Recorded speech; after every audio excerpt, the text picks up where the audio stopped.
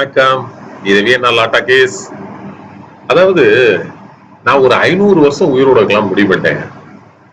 ஒரு குறைஞ்சது ஒரு 500 வருஷம். 500 வருஷத்துக்கு ஒரு 1000 வருஷம் உயிரோட இருக்கலாம்னு முடிவு பண்ணிட்டேன்.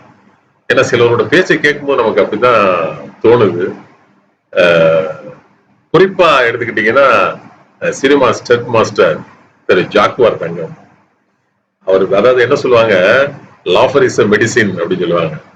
சிரிப்பு வந்து நமக்கு மருந்து. என்ன சிரிக்கும் போது நம்மளுடைய கவலைகளை மறந்துடும். நம்மளுடைய உடல் வந்து ஆரோக்கியமாகுது. அதனால நகைச்சுவை காட்சிகளை அடிக்கடி பாருங்க. நகைச்சுவை பேச்சை அடிக்கடி கேளுங்க. நகைச்சுவை சம்பந்தமான பத்திரிகைகளை படிங்க அப்படின்னு சொல்லுவாங்க. அதெல்லாம் நீங்க பண்ணவே வேண்டியதில்லை. நீங்க நம்ம ஸ்டெட் மாஸ்டர் ஜாக்குவார் தங்கம் பேசக்கூடிய ஏதாவது காணொலியை பார்த்தீங்கன்னாவே உங்களுடைய கவலைகள் எல்லாம் மறந்துடும். உங்களுடைய பசி போயிடும், தூக்கம் போயிடும். நீங்க கிட்டத்தட்ட ஒரு சித்தர் ரேஞ்சுக்கு ஆயிருவீங்க. நீங்க உங்களுக்கு உணவு வேண்டியதில்லை, எதுவுமே வேண்டியதில்லை.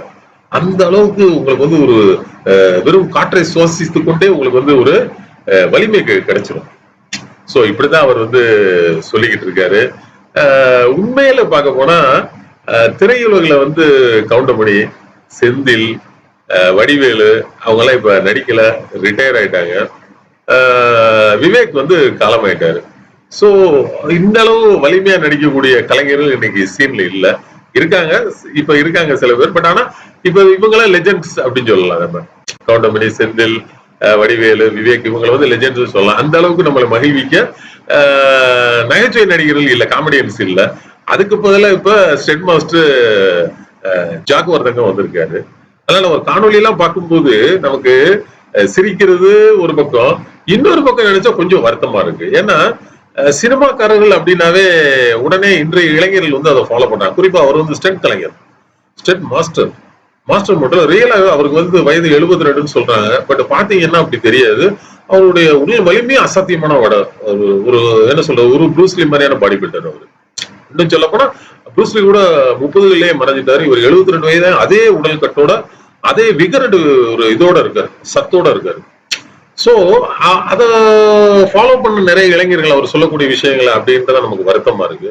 ஏன்னா அவர் சொல்றாரு, நான் வந்து 100 வருஷம், 200 வருஷம், 300 வருஷம் உயிரோட இருப்பேன் அப்படின்னு சொல்றாரு. இதெல்லாம் வந்து இளைஞர்கள் ஃபாலோ இதை உண்மைன்னு நம்பிட்டு அடுத்தடுத்து அவர் சொல்லக்கூடிய விஷயங்களையும் நம்ப ஆரம்பிச்சிருவாங்க. ஏன்னா ஒரு சித்தர் என் ரூம்ல இருக்காரு, நான் நைட்டு ஒரு ஜக்குல தண்ணி பிடிச்சு வச்சிருவேன், காலைல பார்த்தா தண்ணி இருக்காது, பாதி அவர் குடிச்சிருவாரு அப்படிங்கிறாரு. இதெல்லாம் பார்க்கும்போது நம்ம அறியாம நம்ம சிரிச்சிருவோம். சரி, நமக்கு மேல ஒருத்தன் கஷ்டத்துல இருக்காண்டா வாழ்க்கையில. பொதுவா நான் ஒரு வழக்கறிஞரா நான் சொல்றேன், பல பல நேரங்கள்ல வந்து நம்ம இந்த மாதிரி பேசுறதுக்கு நம்மளுடைய அகச்சூழ்நிலை காரணமா இருக்கும். அகச்சூழ்நிலை ஒருவேளை வந்து அவருக்கு பர்சனல் ப்ராப்ளம்ஸ் நிறைய இருக்கலாம். அதனுடைய அழுத்தத்தின் வெளிப்பாடா வந்து அவர் வந்து இந்த மாதிரியான விஷயங்களை பேசி தன்னுடைய மனசை ஆத்திக்கிறாரோ அப்படின்னு கூட எனக்கு தோணுது. அவருக்கான கவலைகள் நிறைய இருக்கலாம், அவருக்கான கஷ்டங்கள் நமக்கு தெரிய ஜாக்குவார் தங்கமும் ஒரு பெரிய மாஸ்டர் அப்படின்னு நம்ம நினைக்கிறோம். பட் நமக்கு தெரியாத கஷ்டங்கள் அவருக்கு வந்து நிறைய இருக்கலாம்னு நான் நினைக்கிறேன். ஏன்னா அவர் பேசக்கூடிய விஷயங்கள் எல்லாமே வந்து கான்ட்ரவர்சியா தான் இருக்கும். நீங்க அவர் எந்த மேடை ஏறினாலும், அவருடைய சமீபத்துல ஒரு 10 வருஷ மேடை பேச்சை கேட்டு பாருங்க, எந்த மேடையிலுமே அவர் வந்து கொஞ்சம் கான்ட்ராடிக்டா தான் பேசுவாரு. சில விஷயங்கள் நல்ல விஷயம் பேசியிருக்காரு. குறிப்பா வந்து கர்நாடகால வந்து கன்னட வெறியர்கள் வந்து நம்ம இப்போதைய தமிழக முதல்வர் மு.க.ஸ்டாலின் வந்து கடந்த ஆண்டு வந்து சில விஷயங்கள் அவதூறு பண்ணாங்க. ஒரு படத்தை வச்சு மாலை போட்டு. அப்பெல்லாம் முதல்ல குரல் கொடுத்தது ஜாக்குவார் தங்கம் தான். ஏன்னா தமிழக முதல்வர்ன்றது 8 கோடி தமிழர்களோட பிரதிநிதி. நீ வந்து உன்னுடைய இதுக்காக, நலனுக்காக வந்து நீ எங்களுடைய முதல்வரை வந்து பழிக்கிறது, தமிழ்நாட்டையும் தமிழையும் பழிக்கிற மாதிரி அப்படின்னு சொல்லி குரல் கொடுத்தவர் ஜாக்குவார் தங்கம். அதே மாதிரி பயில்வான் ரங்கநாதனை நேரடியாவே எச்சரிக்கை கொடுத்துருக்கு. இது பர்சனல் லைஃப் வந்து ரொம்ப பேசாதீங்க, யாரை பத்தி வந்து அதை ஒரு வணிகமாக்க தேவையில்லைங்கிறத என்னுடைய கருத்து. நிறைய விஷயங்கள் வெளியே வருது, மக்களுக்கு என்டர்டெய்னிங்கா இருக்கு. அது அப்படிங்கிற விஷயத்தை தாண்டி அதுல வந்து சில ஆபத்துகளும் இருக்கு.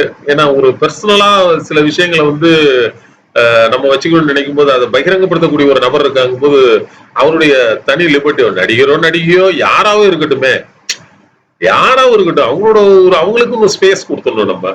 ஏன்னா அதனால அப்ப பயில்வான் ரங்கநாதன்லாம் ரொம்ப ஸ்ட்ரெயிட்டா வார்னிங் கொடுத்தாரு ஜாக்குவார் தங்கம். 2 பேரும் ஒரே வயசு தான். பயில்வான் ரங்கநாதன் பயில்வான், ஜாக்குவார் தங்கமும் பயில்வான். சரியா? 2 பேருமே பயில்வாங்க, 2 பேருமே விகர் அண்ட் விட்டாலிட்டி, 2 பேருமே முரட்டு ஆசாமிகள் தான். ஆனா ஜாக்கவர்தங்க பேசின கருத்து வந்து சென்சிபிளா இருந்துச்சு. நீங்க வந்து ஒரு பர்சனல் திங்ஸ் எடுத்து பேசாதீங்க, விமர்சனம் பண்ணுங்க. இப்ப நம்ம என்ன செய்யறோம், இப்ப அரசியலுக்கு ஒரு நடிகர் வர்றேன்னு சொன்னா, இப்ப நடிகர் ரஜினிகாந்த், நடிகர் விஜய் வந்தாங்கன்னா அவங்களை அரசியல் நிலைப்பாட்டத்தை நம்ம விமர்சிப்போம். அவங்களோட தனி மனிதத்துல வந்து அவங்க என்ன செய்யறாங்க நமக்கு தேவையே இல்லை. அதைத்தான் அவர் சொல்றாரு, நீங்க வந்து தனி மனித பர்சனல் விஷயங்களை இழுத்து போட்டு அதை பேச வேண்டியதில்லை. அதுதான் நம்முடைய இதுவும். இப்ப லட்சுமி ராமகிருஷ்ணன் மாதிரியான நபர்கள் வந்து தனி மனித அந்தரங்கங்களை வந்து வெளிப்படுத்துறது, பைல்வான் ரங்கநாதன் மாதிரி இந்த மாதிரியான விஷயங்களை வந்து நம்ம ஆதரிக்க முடியாது. அது வந்து ஜாக்கவர்தங்க ரொம்ப கரெக்டா செஞ்சாரு. தமிழ் மேல தீராத காதல் கொண்டவர் ஜாக்கவர்தங்கம். அவருடைய பேச்சு எல்லாத்திலயுமே தமிழ் மேல வந்து பெரிய பட்டுதலோட இருக்காரு. வயது முதிர்ந்தவர். ஆனா அவர் சொல்லக்கூடியதெல்லாம் ரொம்ப பெர்ஃபார்மன்ஸ் பத்தி பேசுவார், செக்ஷுவல் பெர்ஃபார்மன்ஸ். இப்ப நாங்க லாயர்ஸ் வந்துங்க, நாங்க வந்து இப்ப டாக்டருக்கு இணையா நாங்க வந்து மெடிக்கல் படிக்கல, பட் ஆனா நாங்க மெடிக்கல் ஜூரிஸ்ப்ரூடன்ஸ் படிப்போம். நாங்க 80s படிக்கும் போது மெடிக்கல் ஜூரிஸ்ப்ரூடன்ஸ், எங்களுக்கு ஜெனரல் பிசியாலஜி தெரியும், உடல் கூறு பத்தின அமைப்புகள் தெரியும், ஜெனரல் சயின்ஸ் தெரியும், கொஞ்சம் எங்களுக்கு நாங்களும் படித்திருக்கிறோம். அவர் சொல்றதெல்லாம் அதுக்கு முரணா இருக்கு. ஜாக்கவர்தங்க ஒரு பெர்ஃபார்மன்ஸ் பெட்ல வந்து ஒரு ஆண் வந்து 1.5 மணி நேரம் பெர்ஃபார்மன்ஸ் மட்டுமே, நான் சொல்றது ஃபோர்த் பிளே இல்ல, புரியும் நினைக்கிறேன் உங்களுக்கு, ஏன்னா இதை நிறைய இளைஞர்களும் பார்ப்பீங்க, அதனால நான் சுக்காத்தையும் சொல்றேன். பெர்ஃபார்மன்ஸ் மட்டுமே 1.5 hours 2 hours பண்ணலாம் அப்படிங்கிற மாதிரி சொல்றாரு. அதுக்கான சில விஷயங்களை சொல்றாரு. எல்லாமே வந்து சிரிக்கக்கூடிய விதத்துலதான் இருக்கே தவிர சிந்திக்கக்கூடிய விதத்திலயோ விஞ்ஞான ரீதியாவோ எதுவுமே இல்லை. அதுதான் வருத்தம். ஏன்னா அவர் ஒரு பாடி பில்டர், அவர் தான் கலைகள் சார்ந்து சொல்லக்கூடிய விஷயத்த வந்து நம்ம இப்ப நான் வந்து சட்டம் சார்ந்த விஷயத்திலயோ இல்ல லீகல் டிஸ்பியூட் இல்ல நீதிமன்றங்களை பத்தியோ இல்ல ஒரு அரசியல் சட்டங்களை பத்தியோ இல்ல அரசு கொண்டு வரக்கூடிய சட்டங்களை பத்தியோ திட்டங்களை பத்தியோ நம்ம விமர்சனம் பண்ண முடியுமே தவிர ஒரு விஞ்ஞான ரீதியான ஒரு விஷயத்த வந்து விஞ்ஞானிகளும் இப்ப இயற்பியலை பத்தி நான் பேச முடியுமா? பேச முடியாது. பேசலாம் ஆனா அது வந்து தரவுகள் ரீதியா என்னால வந்து தரவுகள் வேணும்ல, எதா இருந்தாலும் தரவுகள் இருக்கணும், தரவுகள் அடிப்படையில் விமர்சிக்க முடியும். அது வந்து செய்ய முடியாது என்னால. நம்ம இப்ப சட்டத்தை நான் பேசுற அளவுக்கு எப்படி வந்து நான் இயற்பியலை பத்தியோ இல்ல ஒரு கரண்ட்டை பத்தி என்னால வந்து விஞ்ஞான பூர்வமா 100% என்னால விளக்க முடியுமா? ஒரு வழக்கறிஞருக்கு அது கஷ்டம். ஒரு எலக்ட்ரீஷியன் தெரிஞ்சது வந்து எனக்கு தெரியாது.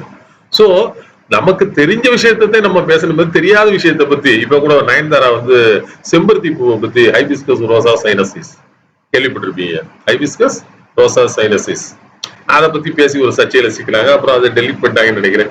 சோ நமக்கு தெரியாத விஷயங்கள் வந்து நம்ம கருத்து சொல்லலாம், தெரியாத விஷயம் இருந்தாலும் கருத்து சொல்லலாம், பட் ஆணித்தரமா இதுதான் உண்மை அப்படின்னு நம்ம சொல்ல முடியாது. சோ அதைத்தான் அவரு செய்யற ஒரு டாக்டர் சொல்லலாம். டாக்டர் வந்து செக்ஷுவலா ஒரு ஆண் வந்து பெர்ஃபார்மன்ஸ் இவ்வளவு நிமிஷம் பண்ண முடியும் அப்படின்னு சொன்னா, அது இளைஞர்கள் வந்து இதனால என்ன கூடாதுன்னா, நம்ம 1.5 மணி நேரம் நம்மளால பெர்ஃபார்ம் பண்ண முடியலையே, 1.5 மணி நேரம் யாருமே பண்ண முடியாது, சிங்கமொழி கூட பண்ணாது. நீங்க ஃபோர்த் பிளே விட்டுருங்க, பெர்ஃபார்மன்ஸ் நான் சொல்றேன், எக்ஸாக்ட் பெர்ஃபார்மன்ஸ் 1 மணி நேரம் பண்றது கிடையாது. சிங்கமொழி டைனோசர் இருந்து அது கூட பண்ணாது.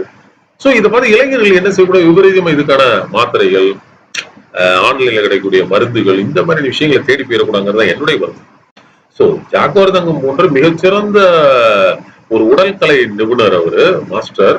ஏன்னா அப்ப அவர் வந்து இப்படி ஒரு செய்திகளை சொல்லும்போது இளைஞர்கள் வந்து, ஏன்னா உடனே சினிமாக்காரங்கன்னா இளைஞர்கள் ஃபாலோ பண்ணிடுறாங்க இல்லையா, அந்த ஒரு ஆபத்து இருக்குல்ல. அத நம்ம ஸ்டெட் மாஸ்டர் ஜாக்கவர்தங்கம் சற்று அதை பரிசீலிச்சு உடல் ரீதியான கருத்துக்களை சொல்லும் போது, உடலியல் சார்ந்த கருத்துக்களை சொல்லும் போது அதை வந்து கொஞ்சம் அதை வந்து அர்த்தம் உள்ளதாக்கி தரவுகளின் அடிப்படையில் அவர் பேசணுங்கிறதுதான் நமது வியன்னா லா டாக்கீஸ் வேண்டுகோள். ஏன்னா அதை பார்த்து அவ்வளவு பெரிய மாஸ்டர் பார்த்து எல்லாரும் சிரிக்கிற மாதிரி இருக்கு. ஏன்னா எம்ஜிஆர் காலத்துல இருந்து ஒரு மாஸ்டர், இன்றைக்கும் அவர் அதே மாதிரி தான் இருக்காரு. நீங்க 1970s எப்படி இருந்தாரோ அதே மாதிரி தான் என்றும் இருக்காரு. சோ அவருக்கு உடல் ரீதியான விஷயங்கள், வித்தைகள் இருக்கு அவர்கிட்ட. ஆனா அவர் காமெடி பீஸ் ஆயிடக்கூடாதுங்கிறதான் நம்முடைய வருத்தம். ஏன்னா 200 வருஷம் 300 வருஷம் இருப்பேன்னு அவர் சொல்றது வந்து யாராலுமே ஏற்றுக்கொள்ள முடியாது. ஏன்னா சரத்குமார் கூட அப்படித்தான் சொன்னாரு. இடையில வந்து நான் வந்து 140 வருஷமோ என்னமோ இருப்பேன், என்னோ சம்திங் லைக் தட் அவர் ஏதோ சொன்னாரு. சோ இந்த மாதிரியான விஷயங்கள் வந்து நம்ம ஏற்றுக்கொள்ள முடியாங்கிறத நம்முடைய வருத்தமே தவிர, ஸ்டெட் மாஸ்டர்ங்கிற முறையில அவருடைய தொழில் மீது, அவருடைய தொழில் பக்தி மீது நமக்கு மிகப்பெரிய மரியாதை உண்டு. வியன்னா லா டாக்கீஸ் வந்து ஒரு ஸ்டெட் மாஸ்டர் ஜாக்கவர்தங்கத்தை போற்றுகிறது. அதே சமயம் இது போன்ற கருத்துக்களை பொதுவெளியில் வெளியிடும் போது அவர் சற்று ஜாக்கிரதையாக இருக்க வேண்டும் என்றுதான் கோரிக்கை வைக்கிறோம். Happy weekend to all friends. அடுத்த காணொலி விரைவில் சந்திப்போம். நன்றி, வணக்கம்.